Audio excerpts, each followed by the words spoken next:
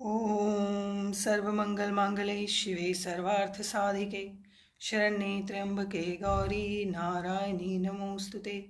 जय काली भद्रकाली कपालिनी दुर्गा क्षमा शिवा धात्री स्वाहा स्वधा नमोस्तुते।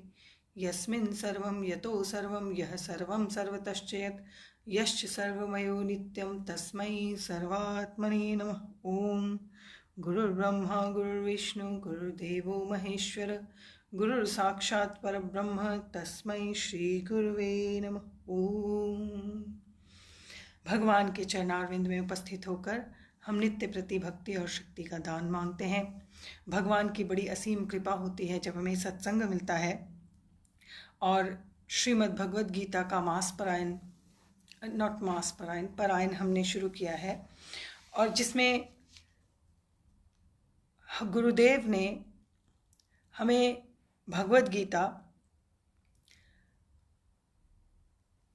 इस तरह से समझाई या पढ़ाई, आप कह सकते हैं कि ये एक ऐसा ग्रंथ है जिसमें कोई करैक्टर नहीं है, ये कोई कथा नहीं है और सिर्फ फिलॉसफी भी नहीं है।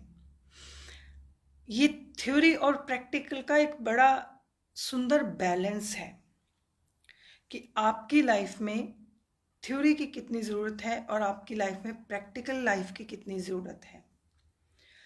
क्योंकि भगवद गीता जो है ये एक गीत है, सॉन्ग है, एक पोएम है, और इसके आगे पीछे भी जो स्टोरी है उसको थोड़ा सा हम जैसे कहते हैं ना कि किसी भी पोएम को समझना हो तो उसके लिए उसका रेफरेंस पता होना चाहिए।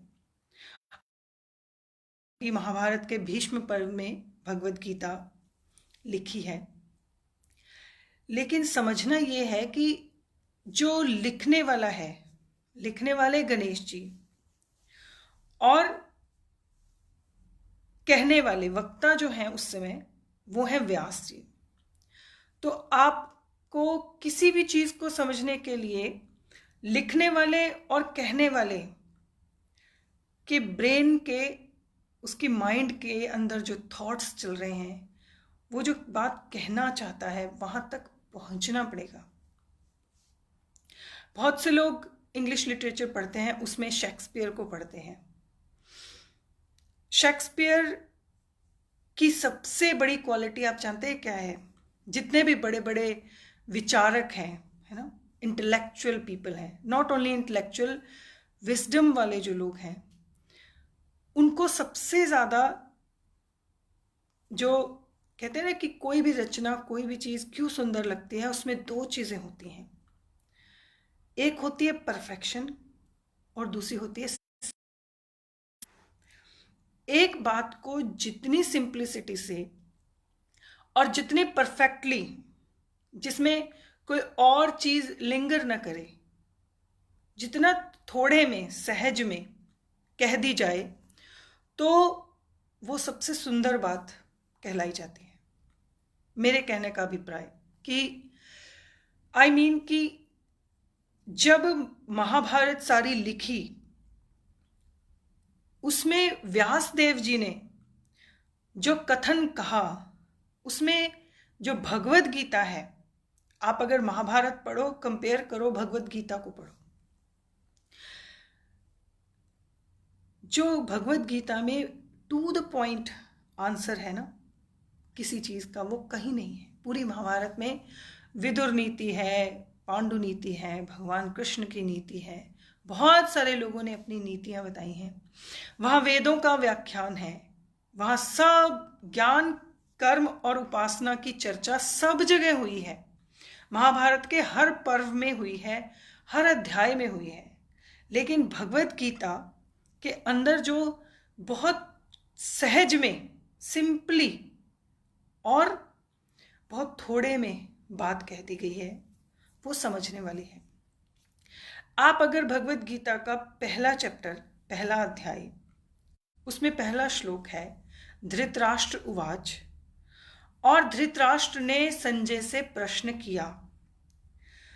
धृतराष्ट्र ने जो प्रश्न किया संजय से, the question he is asking, कि I want to see, I want to know about, उस प्रश्न में महाभारत होने का जो रूट कॉज है वो छिपा हुआ है। वो प्रश्न ही कारण है। उस प्रश्न में जो उसने पूछा है, that is the only reason, only and only reason कि महाभारत हुई। और कैसी महाभारत हुई आप सोचिए। 18 अक्षौहिणी सेना, जिसमें से बहुत थोड़े लोग बचे, कुछ 100,000 लोग बचे। कितने लोग मर गए आप सोचते हैं? अगर आप अक्षौहिणी को वैदिक काल में ले जाकर उसकी कैलकुलेशन करेंगे, 66 करोड़ प्लस लोग मर गए। कितने लाख हजार थे वो मुझे याद नहीं है, बट 66 करोड़ प्लस लोग मर गए। और सिर्फ धृतराष्ट्र ने ये जो प्रश्न किया है, उसके कारण, मतलब उस प्रश्न में कारण है क्यों ये महाभारत हुई। और अभी महाभारत शुरू नहीं हुई है, उससे पहले ही भगवत गीता जब एंड होती है, 700वां श्लोक जो है वो इस महाभारत के युद्ध का रिजल्ट कंक्लूड कर रहा है। That's the beauty. सबसे पहला उसका प्रश्न है, धर्म क्षेत्रे कुरुक्षेत्रे समवेता युयुत्सव मामका पांडवाश्चैव किम अकुर्वत संजय। हे संजय, धर्म क्षेत्र में कुरुक्षेत्रे समवेता युयुत्सव, युद्ध के लिए जो सब आए हुए हैं। और महाभारत का रूट कॉज क्या है? मामका पांडवाश्चैव। केवल यही जो उसके अंदर की जो एक इंटेंशन है ना धृतराष्ट्र की, मामका पांडवाश्चैव। जीवन में सारी सफरिंग यहीं से शुरू होती है। मामकाः पांडवाश्चैव, मेरे पुत्र और पांडु के पुत्र। जहां कहीं ये डिवीजन आती है ना, ये डिवाइडिंग लाइन आ जाती है, वहां महाभारत होगी। क्योंकि महाभारत क्या है? क्या है महाभारत? ये इतना बड़ा युद्ध किस लिए है? हम कहते हैं ना, संत लोग हमेशा ये कहते हैं कि हम ही अर्जुन हैं और ये भगवान का उपदेश हमारे लिए ही है, पूरे मनुष्य जाति के लिए है। जब मनुष्य जाति विषाद से ग्रस्त होती है, when we are suffering and we don't know how to find the light in the darkest period, then we go towards Bhagavad Gita. Then Bhagavad Gita as a sunshine shows us the light. क्यों? उसका कारण क्या है? क्योंकि पहला ही जो श्लोक है उसमें व्यासदेव जी ने और गणेश भगवान ने स्पष्ट कॉज दिया है आपको कि महाभारत का कॉज क्या है। मामका पांडवाश्चैव। इस शब्द को याद रखो, मामका पांडवाश्चैव। जब आपकी बुद्धि एक सिंपल बात को नहीं समझ सकती और क्या करती है? Divide and rule. वो रूल करना चाहता है और डिवाइड करना चाहता है, और वहीं युद्ध प्रारंभ हो जाता है। जहां आपकी बुद्धि में ये शब्द आ गए ना, मामकाः पांडवाश्चैव, मेरे कहने का अर्थ आई मीन कि जहां आप डिवाइड करते हो कि मुझे चोट लगती है तो इट्स पेनफुल, पर किसी और को लगती है तो इट्स आई डोंट केयर। यही बात हमारे वैदिक शास्त्रों में, वेदों में क्या लिखा है? आत्मा, अपनी आत्मा की तरह ही दूसरे की आत्मा को समझो। आपकी आत्मा जैसा फील करती है वैसा ही फील करो कि दूसरा भी फील कर रहा है। फिर आप अपने जीवन में देखोगे कहीं कोई दुख नहीं है, कहीं कोई क्लेश नहीं है, और आप कभी गलत रास्ते पर चल ही नहीं सकते। आप कहीं भी पहुंच जाओ, कभी भी आप गलती से भी किसी गलत रास्ते पर पैर नहीं रखोगे। और यहां तक कि वेद तो कहता है आप जिस रास्ते पर पैर रखोगे वो सही रास्ता हो जाएगा अपने आप। क्योंकि हमारी बुद्धि में सबसे बड़ा दोष क्या है? द्विखंडने। वो क्या करती है? खंड खंड करती है। किसका? इंडिविजुएशन। वो देखती है जो चीज एक है उसको अनेक में देखती है। पर भगवान ने कहा एको हम द्वितीयो न अस्ति।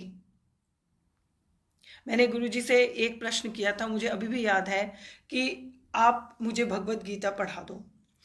और क्योंकि बार बार सब लोग यही कहते हैं गीता सुगीता कर्तव्या की मन्ने शास्त्रे विस्तरे, कि गीता ही सबसे बड़ा शास्त्र है और उसके बाद आपको कुछ नहीं पढ़ना पड़ता। तो गुरुदेव हमेशा हंस के कहते थे कि जब भगवत गीता समझने की कोशिश करोगे तो तुम्हें सारे शास्त्र खोलने पड़ेंगे, और भगवत गीता को आप सारे शास्त्रों को खोले बिना, सारे शास्त्रों को पढ़े बिना नहीं समझ सकते। और ये बात एक्चुअल में सही है। जब आप एक तार को खींचोगे तो सारी तारें अपने आप खींच जाएंगी, बिकॉज दे आर इंटरकनेक्टेड। इसीलिए महाभारत का जो सबसे रूट कॉज है उसको अगर हम समझ जाएंगे तो बस हमें समझ आ जाएगी कि हमारे जीवन में प्रॉब्लम कहाँ है। पहला ही श्लोक जो है वो महाभारत का कारण बता रहा है, माम कहा पांडवाश्चैव। क्योंकि धृतराष्ट्र की बुद्धि जो है वो शुरू से from the very first day Mahabharat में क्या कर रही है, ये मेरे पुत्र हैं और ये पांडु के पुत्र हैं, और इसी वजह से युद्ध हुआ है। यहीं से युद्ध प्रारंभ हुआ है और यहीं से भगवत गीता का प्रारंभ किया व्यासदेव जी ने। और इसीलिए संजय ने क्या किया, संजय ने दुर्योधन, वहां सब दिख रहे हैं संजय को दिव्य दृष्टि से, पर संजय क्योंकि वो संजय है, सम्यक प्रकारेण जयति इति संजय, बहुत बुद्धिमान, और जिसको स्वयं व्यासदेव जी ने दिव्य दृष्टि दी है तो वो कैसी आत्मा होगी आप सोचिए। उसने भी किसी और की तरफ पॉइंट आउट नहीं किया, क्योंकि उसको पता था धृतराष्ट्र किसके बारे में जानना चाहता है, सबसे पहले अपने पुत्र के बारे में। इसीलिए उसने बताया पश्यताम, क्या, दृष्ट्वा तु पांडवानीकम दुर्योधनस्तदा, दुर्योधन की तरफ देखकर बताया कि मैं दुर्योधन को देखता हूं, और वो क्या कर रहा है सारा बताया फर्स्ट चैप्टर में। लेकिन आखिरी श्लोक में स्वयं संजय ने कंक्लूड कर दिया कि क्या होगा बैटलफील्ड में, कौन जीतने वाला है। यत्र योगेश्वरः कृष्ण यत्र पार्थ धनुर्धर तत्र श्री विजयो भूतिर ध्रुवा नीतिर मतिर मम। मेरी मति इस बात के लिए दृढ़ है कि जहां भगवान कृष्ण है, जहां अर्जुन है, पार्थ धनुर्धर है, वहीं पर ही श्री है, विजय है और विभूति है। और ध्रुवा नीतिर मतलब फर्म, मतलब नीति का मतलब होता है पॉलिटिक्स, प्रॉपर स्ट्रैटेजीज, और वो सारी क्या है, फर्म है, ये नहीं कि आज है कल नहीं है। ये बात संजय ने बिल्कुल कंक्लूड करके बता दिया धृतराष्ट्र को। पहले से लेकर आखिरी श्लोक तक आप जब पहुंचते हैं तो आपको समझ आती है कि कहानी शुरू कहां से हो रही है, ये गीत, ये पोएम, ये सॉन्ग, ये पोइट्री आई कहां से, इसका रेफरेंस क्या है। तो पहला तो श्लोक बता रहा है आपको कि माम का पांडवाश्चैव, ये धृतराष्ट्र का जो अंतर द्वंद्व है, उसका ये जो इंटेंशन है, उसकी ये जो भावना है, इसके कारण महाभारत का युद्ध हुआ। और महाभारत के युद्ध का जो निर्णय है वो 1 घंटे में ही संजय ने बता दिया, क्योंकि भगवत गीता सिर्फ 1 आवर का सॉन्ग है। आप अब गाना शुरू करो, 1 घंटा भगवत गीता पाठ को लगता है। और 1 घंटे बाद संजय ने डिक्लेयर कर दिया यत्र योगेश्वरः कृष्णो यत्र पार्थो धनुर्धर तत्र श्री विजयो भूतिर ध्रुवा नीतिर मतिर मम। उसने अपनी अपनी तरफ से डिक्लेयर कर दिया कि भगवान कृष्ण और पार्थ धनुर्धर जहां है वहीं पर विजय है, वहीं पर सब कुछ है। और इसीलिए जब आप भगवत गीता को समझने की कोशिश करते हैं, when you want to understand कि भगवान और अर्जुन के बीच में जो वार्तालाप हुआ, उस वार्तालाप के बीच में वो भगवान के बीच में हुआ है, श्री कृष्ण नहीं है वहां कहीं, वहां भगवान है। भगवान ही बोले हैं जब भी बोले हैं, क्योंकि अर्जुन उस समय क्या था, अर्जुन ने तो सबसे पहले कहा कि सेनोरुभयोर मध्य रथम स्थाप्य में अच्युत, हे अच्युत मेरा रथ दोनों सेनाओं के मध्य में ले जाओ। और भगवान ले गए, क्योंकि भगवान इतने समय से अर्जुन के साथ रह रहे थे, वो इस बात को समझ रहे थे कि उसकी मानसिक स्थिति क्या है। उन्होंने भी ले जाकर सामने कहाँ खड़ा किया, रथ भीष्म पितामह के सामने, भीष्म पितामह के सामने रथ खड़ा किया, गुरु द्रोणाचार्य के सामने रथ खड़ा किया। क्योंकि जब आप देखो, किसी का मनोवैज्ञानिक की एक तथ्य है साइकोलॉजी का, कि अगर कोई व्यक्ति डगमगा रहा हो, वेवर हो रहा हो, तो उसके लिए बेस्ट क्या होता है, जस्ट कन्फ्रंट करना, अवॉइड करना नहीं। आप सिचुएशन को जितना मर्जी अवॉइड करो, you have to confront one day. So better is straight away confront करो। ये भगवान बहुत बड़े साइकोलॉजिस्ट हैं, और इसीलिए भगवत गीता एक ऐसा स्क्रिप्चर है, एक ऐसा कहते हैं बुक है, हर एस्पेक्ट में काम आती है। आपको साइकोलॉजी में काम आती है, आपको फिलॉसफी में काम आती है, आपको पॉलिटिक्स में काम आएगी, आप किसी भी, आपको सोशियोलॉजी में काम आएगी, आपको हर जगह मैनेजमेंट में काम आएगी, बिजनेस मैनेजमेंट में काम आएगी। व्यवसाय आत्मिका बुद्धिर एकेह कुरुनंदन, इससे बड़ा कोई भी बिजनेस के लिए ज्ञान नहीं हो सकता। और भगवान ने तो स्वयं कहा, ज्ञानम ते सहित विज्ञानम, मतलब ज्ञान के साथ साथ मैं तुम्हें विज्ञान देता हूं। विज्ञान का अर्थ होता है विशिष्ट प्रकारेण ज्ञान। और जितना दुनिया का ज्ञान है उसका एक ही सेंट्रल पॉइंट है, वो क्या है, फोकस। You need concentration. आपको हर काम करने के लिए जहां आपका फोकस ठीक हुआ, जहां आपका कंसंट्रेशन एक जगह हुआ, वहां target achieved.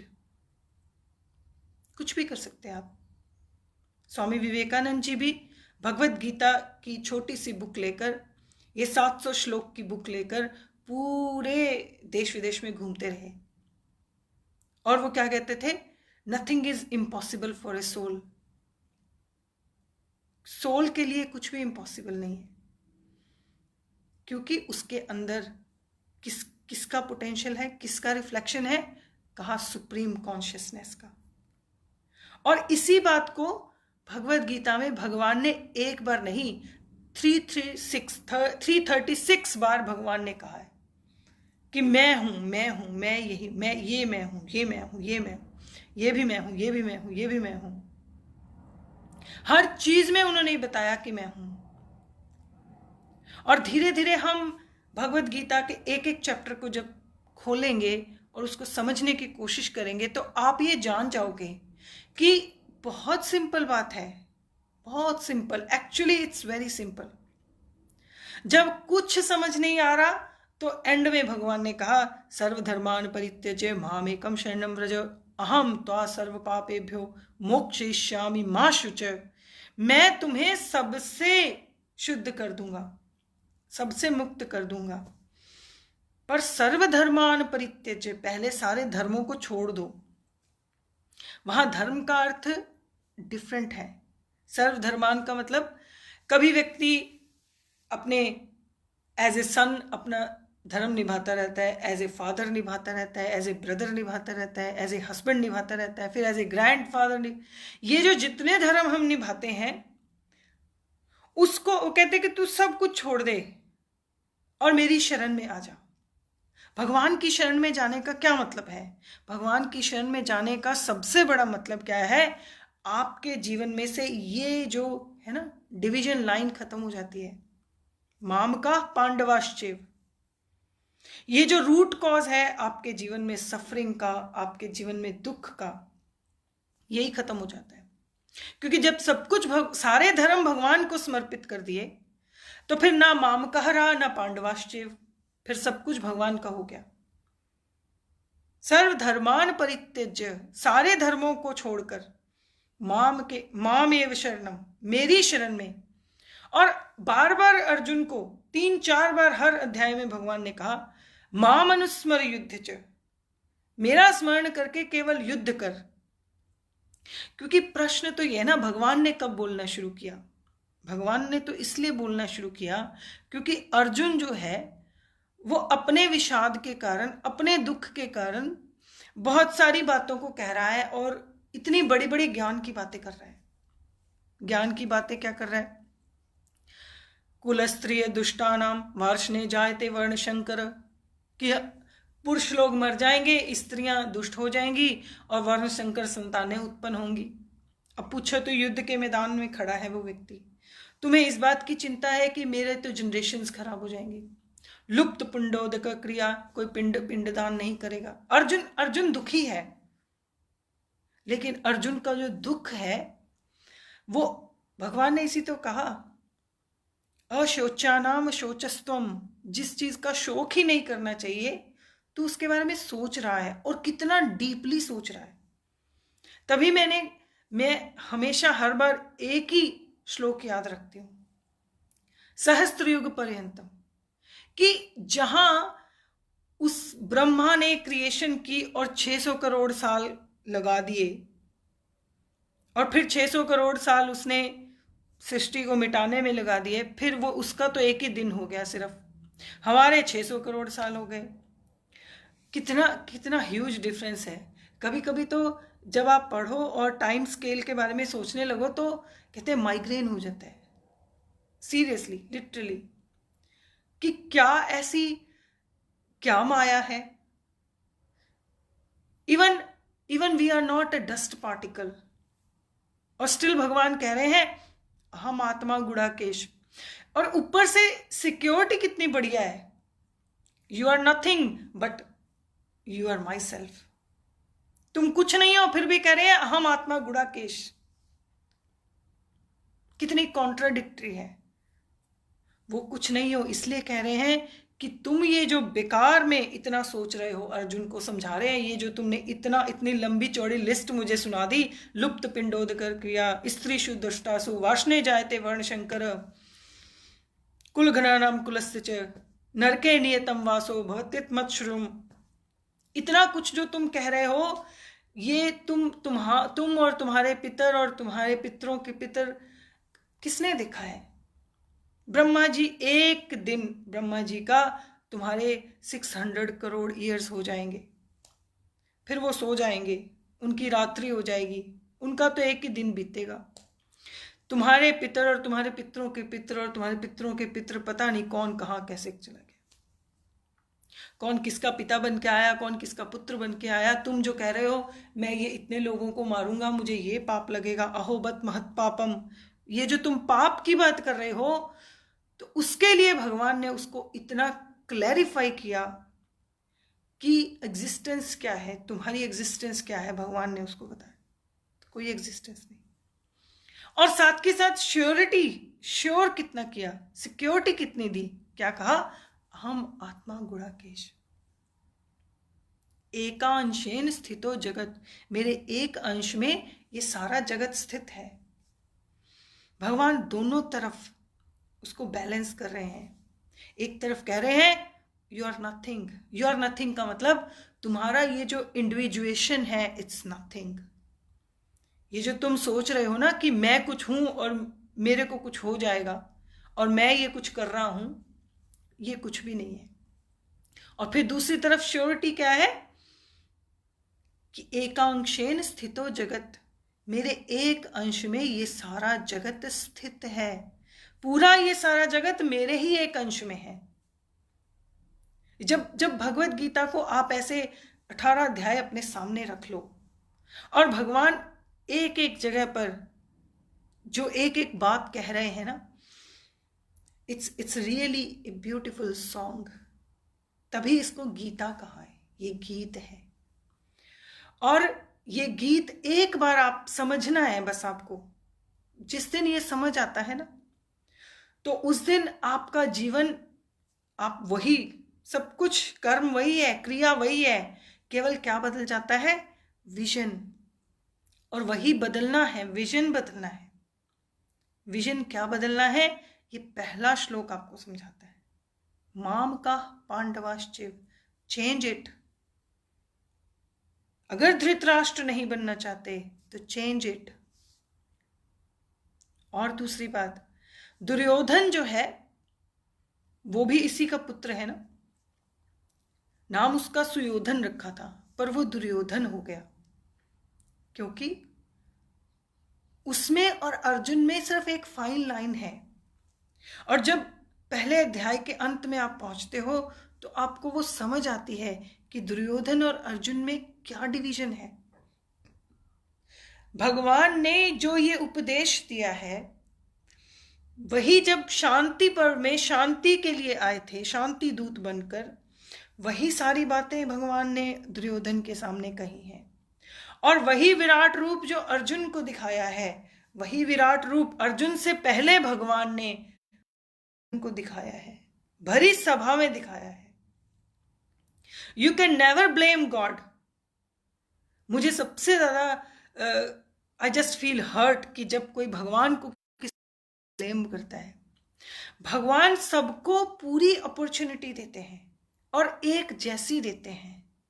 It's up to you what you choose, because as a human being you are free to choose।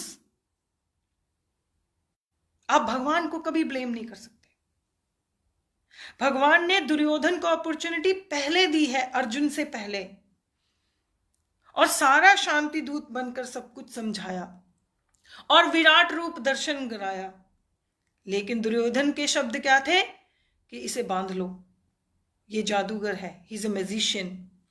और यहां अर्जुन को जब रूप दिखाया है तो उसने ये बात को समझ लिया कि प्रणम्य शिरसा, मैं आपको प्रणाम करता हूं क्योंकि मैं कुछ और कर नहीं सकता। यही स्थिति हमारी है। जब आप ये बात को समझ जाओगे कि हम कुछ नहीं कर सकते, हम केवल प्रणाम कर सकते हैं। तो इसलिए भगवत गीता समझने के लिए, पढ़ने के लिए उसका रोज पाठ करो। एक अध्याय पाठ बहुत बड़ा नहीं होता। संस्कृत में तो लिटरली 5 मिनट लगते हैं कोई भी अध्याय करना हो, कुछ अध्यायों को तो 2 ही मिनट लगते हैं। हिंदी में भी जो वर्जन है, या गुजराती में, पंजाबी में, बंगाली में, वो सब आप एक अध्याय को 5-7 मिनट में कर सकते हो। दूसरा अध्याय और 18वां अध्याय थोड़ा लंबा है, 7-8 मिनट लग सकते हैं। पर मेरी आपसे यही प्रार्थना है कि रोज एक अध्याय भगवत गीता का पढ़ो। इसीलिए हमने ये भगवत गीता पारायण शुरू किया है, क्योंकि हमारे जीवन में हमारा असली जो काम है, एक्चुअल हम क्या करने आए हैं, उसके लिए हमें तत्पर रहना चाहिए, अलर्ट रहना चाहिए, रेडी रहना चाहिए। क्योंकि वही बात है, बार बार सहस्त्र युग पर्यंतम, ये जो इतना लंबा टाइम स्केल है, उसमें ये जो 100 साल की, कलयुग में 100 साल की लाइफ है, और द्वापर में 1000 साल की लाइफ होती थी। ऐसे ही 10 गुना 63,000, फिर उसके बाद 1 लाख सतयुग में। भगवान जब युद्ध के मैदान में खड़े हैं तो नियरली 200 ईयर ओल्ड थे भीष्म पितामह, और भगवान और अर्जुन नियरली 100, एक 99 था और एक शायद 102, ऐसे महाभारत में सारा एक्सप्लेन किया है। तो ये इतनी छोटी सी जो लाइफ है, बहुत छोटी है लाइफ, और जिसमें हमें बहुत सारे काम हैं, पर उसमें थोड़ा सा समय अपनी आत्मा के लिए आप निकालो। क्योंकि श्रीमद् भगवद गीता सुपनिषत्सु ब्रह्म विद्यायाम योग शास्त्रे श्री कृष्ण अर्जुन संवादे, ये जो अर्जुन और कृष्ण का संवाद है ये ब्रह्म विद्या है। और आदि गुरु शंकराचार्य जी ने हम पर कृपा करके हमें बड़ी सुलभ करा दी है। आज से 600-700 साल पहले जो लोग हुए उनके लिए इतनी इजीली अवेलेबल नहीं थी।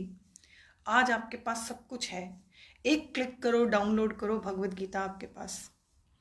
तो एक अध्याय नहीं तो आधा अध्याय, नहीं तो 4 श्लोक, 2 श्लोक, 1 श्लोक, कुछ भी अपने जीवन में रोज उसका पाठ करो, नियम बनाओ। हरि ओम तत्सत।